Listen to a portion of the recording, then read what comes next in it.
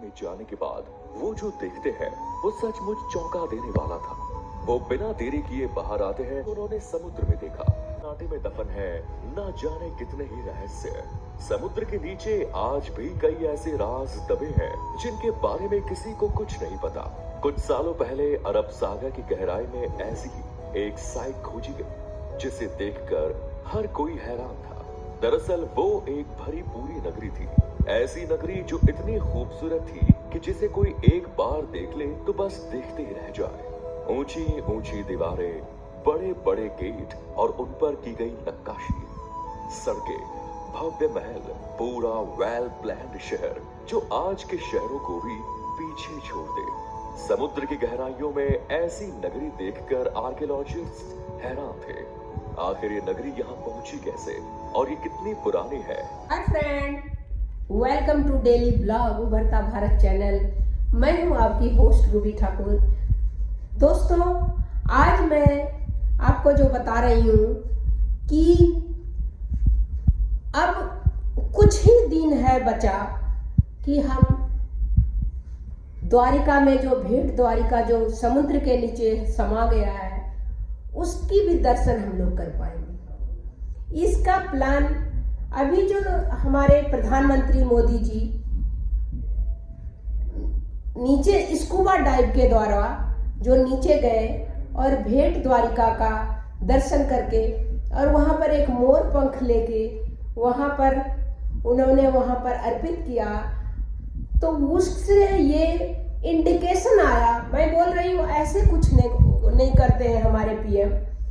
हर चीज के पीछे कुछ ना कुछ कारण रहता है, क्योंकि वो बेसिकली बहुत इंटेलिजेंट है और बिजनेस माइंड भी है कि कैसे किस तरह आदमी को प्रमोट किया जाए, किस चीज को कैसे प्रमोट किया जाए, उनके कला में वो महारत हासिल है इस कला में। तो इस तरह अभी कुछ ही दिन बाद दीपावली या जन्माष्टमी के समय से वहाँ गुजरात गवर्नमेंट जो है अरब सागर में एक सबमरीन चला रहे हैं। सबमरीन जो होगा वो समुद्र अरब सागर में 300 फीट नीचे जाकर जो भेंट द्वारिका जो है जो कि समुद्र में समा चुका है उसके अवशेष का दर्शन करा के साथ में समुद्री जीवों का भी दर्शन करा के जो सबका अवगत करवाएंगे। तो वो सबमरीन जो है का 35 टन जो है उसका वेट है और वो वहाँ पर गुजरात से डॉकयार्ड से वो चलेगा। शुरुआत में होगा, उसका टिकट तो बहुत महंगा होगा, बस सब्सिडी दिया जाएगा यात्रियों को, जो तीर्थ यात्रियों को, कि ज़्यादा से ज़्यादा वहाँ पर जा सके, क्योंकि बहुत ज़्यादा टिकट रहने से जनरल आदमी का जाना मुश्किल है। और तीर्थ करना, धर्म करना सबके आदमी का एक अपना ड्यूटी है।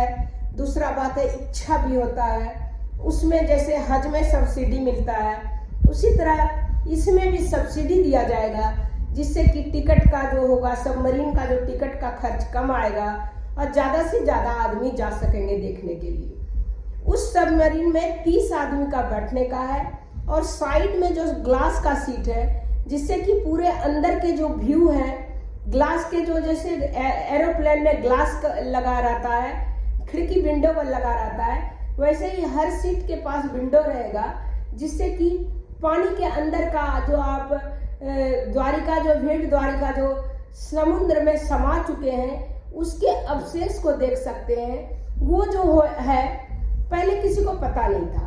1983 में एक नीचे गया गोताखोर, तो वो तो चकित रह गया कि आखिर ये क्या है जो इतना पूरा ऐसा लग रहा है जैसे कोई महल नीचे समा गया है।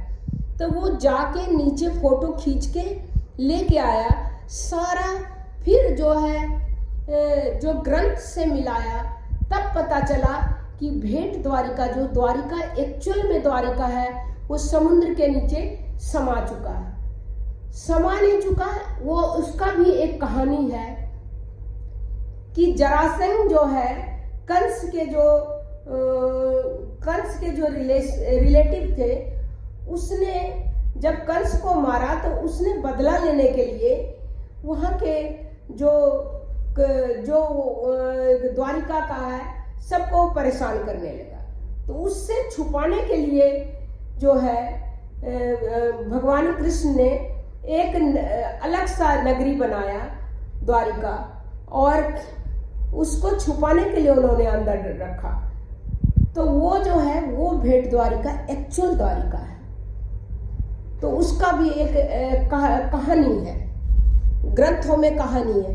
तो इस तरह करके 83 में जब अंदर गया गोताखोर, तो उसको पता चला कि सारा एक महल का महल पूरा का पूरा स्ट्रक्चर समुद्र के नीचे है, उसी में मूर्ति भी है, उसी में महल भी है, उसी में इतने अच्छे अच्छे खम्भे हैं, पूरा कलाकारी है सारा। तब वो जब सब फोटो लेके पिक्चर लेके जब ऊपर आया, तब पता चला कि वो सारा है। तो उसी चीज को देखने के लिए अभी हमारे पीएम मोदी इस एज में 70+ के एज में बड़ा हिम्मत और बहादुरी का काम है कि नीचे जाना पानी के नीचे। क्योंकि एक मेरा वाकया हो गया, वाकया हमारे साथ भी हुआ था कि हम लोग थाईलैंड गए थे, मेरे हस्बैंड से अंदर जाना था, लेकिन वो उनको इतना हिम्मत नहीं हुआ कि पानी के नीचे जाना है। जैसे ही थोड़ा दूर गए फिर वापस आके खोल लिए ये सारा। आप सोचिए कितना होगा, 50+ होगा एज उनका। लेकिन हमारे पीएम 70+ में वो नीचे जाके और सब जगह वहाँ बैठ के और मोर पंख लगा के कृष्ण भगवान की भक्ति भी किए, जाके नीचे जो अवशेष जो उस महल का अवशेष है वहाँ पर जाके। तो बहुत बड़ी बहादुरी का काम ये है कि अकेले नहीं गए, उनके साथ पूरा सबमरीन का सारा ग्रुप गया होगा। लेकिन फिर भी बहुत बड़ा आदमी अटपटा सा हो जाता है, वो जा नहीं पाता है। लेकिन वो जाना बहुत बहादुरी का काम है, और उसमें भी एक मैसेज दिया पब्लिक को। और ये इसी में ये सबमरीन का जो तैयार हो रहा है सबमरीन, तो इसीलिए तैयार हो रहा है कि सभी आदमी को, जनरल पब्लिक को भी, जो अंदर में जो मन में है कि हम उस द्वारिका का दर्शन करते, जो ऊपर में द्वारिका का दर्शन करता है, जो भेंट द्वारिका है, जो अंदर समा चुका है द्वारिका, उसका भी दर्शन कर सके। तो उसके लिए सबमरीन तैयार है, और सब कुछ ही दिन का बात है, सब उसका दर्शन कर सकेंगे। में डूब चुकी भगवान श्री कृष्ण की द्वारका नगरी के अब दर्शन आसान होने जा रहे हैं। गुजरात सरकार द्वारका के दर्शन के लिए अरब सागर में टूरिस्ट सबमरीन चलाने जा रही है। इस सबमरीन का वजन करीब 33 टन होगा, और इसमें एक बार में एक साथ 30 लोग बैठ सकेंगे, और उनके साथ 2 गोताखोर और एक गाइड भी साथ रहेगा। गुजरात राज्य पर्यटन विभाग के प्रमुख हारित शुक्ला के मुताबिक इस स्वदेशी सबमरीन का संचालन मजगांव डॉकयार्ड करेगा। इस सबमरीन की सेवाएं जन्माष्टमी या फिर दीपावली तक शुरू हो जाएगी। अब आपके मन में ये भी सवाल उठता होगा कि आखिर द्वारिका के अवशेष समुद्र में कितने फीट तक नीचे होंगे, और ये सबमरीन समुद्र में कितने फीट तक नीचे जाएगी। तो आपकी जानकारी के लिए मैं बता दूं कि ये सबमरीन समुद्र में 300 फीट नीचे जाएगी, और समुद्र के नीचे 2 घंटे का ये रोमांचक सफर रहेगा। वहां पर आप 2 घंटे तक समुद्र के नीचे द्वारिका के अवशेष और दूसरे समुद्र के जीव भी देख पाओगे। इस सबमरीन में बैठने के लिए आपको टिकट लेना होगा, जिसकी टिकट की प्राइस की बात करें तो वो काफी महंगी होंगी। लेकिन आम आदमी का ध्यान रखते हुए गुजरात सरकार इसमें सब्सिडी भी दे सकती है। इस सबमरीन की खासियत की बात करें तो 35 टन वजनी इस सबमरीन में एयर कंडीशनर भी होगा, और इसमें मेडिकल किट भी रहेगी। इसमें 24 यात्री 2 लाइन में बैठेंगे। सबमरीन चलाने वाले 2 रहेंगे, साथ में एक गाइड और एक टेक्नीशियन भी साथ रहेगा।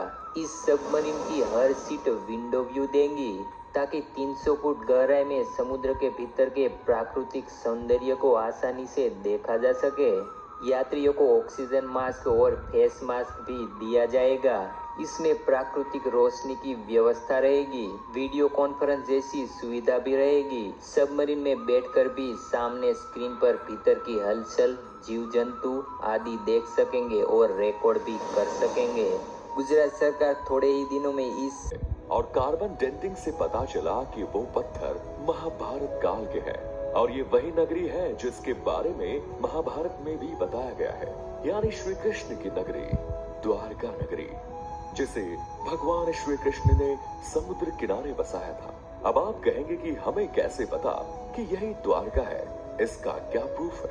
क्योंकि द्वारका जो गुजरात के जामनगर जिले में अरब सागर के तट पर बसा एक छोटा सा शहर है, जिसे भगवान विष्णु के 4 धामों में से एक माना जाता है, जहां हजारों कृष्ण भक्त दूर दूर से दर्शन के लिए आते हैं। अगर वो द्वारका है तो फिर ये क्या है? दरअसल श्रीमद् भगवत पुराण के 10वें अध्याय के अनुसार कंस का वध करने के बाद भगवान श्री कृष्ण यादव वंश के साथ मथुरा में रहने लगे, लेकिन कंस की मौत का बदला लेने के लिए उसके ससुर जरासंध ने मथुरा पर 1 या 2 बार नहीं बल्कि पूरे 17 बार अटैक किया। बार बार हो रहे इन आक्रमणों से न केवल मथुरा की प्रजा परेशान थी, बल्कि श्री कृष्ण भी दुखी हो चुके थे। इसीलिए उन्होंने अपनी प्रजा की रक्षा के लिए मथुरा से कहीं दूर जाना ही सही समझा और वो अपने परिवार